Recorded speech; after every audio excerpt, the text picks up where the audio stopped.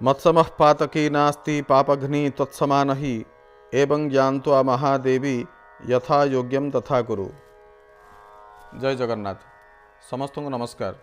मु वेदमूर्ति रामशंकर सतपथी आपण मानकु अनुरोध करुचे एही रुद्रचंडी महायज्ञर कलश यात्रा रे आपण सामिल हुंतु।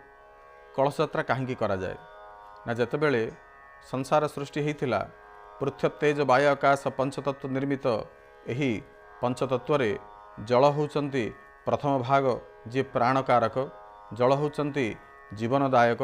सेहिथिपाई प्रत्येक यज्ञर प्रथम दिवस रे प्रथमाह्न जलयात्रा स्वरूप गंगा आदि तीर्थों को आवाहन करा जाए, वरुणों को आवाहन करा जाए एवं समस्त जनमानस माँ माने पुरुष माने समस्त भक्त समाज माने ए कलश यात्रा रे योगदान दे से माने ए यज्ञ को समर्थन दियंते एवं जल आनी से यज्ञर प्रत्येक कार्य रे संपादित होगा पई जल ग्रहण करा जाए।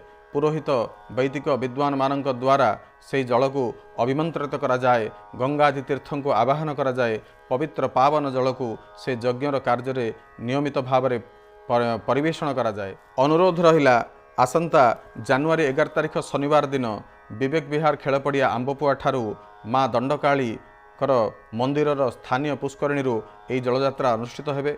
समस्त भक्त मान को अनुरोध 11 तारिख शनिवार दिन सकाळ 8टा समय आपण से खेलपड़िया उपस्थित रही यह जलयात्रा सामिल हुंतु। आपण माने आमर अनुष्ठान तरफरु निम्नलिखित 3टी नंबर रे जोगाजोग करी जलयात्रार कूपन मध्य पाई परिबे। जय जगन्नाथ।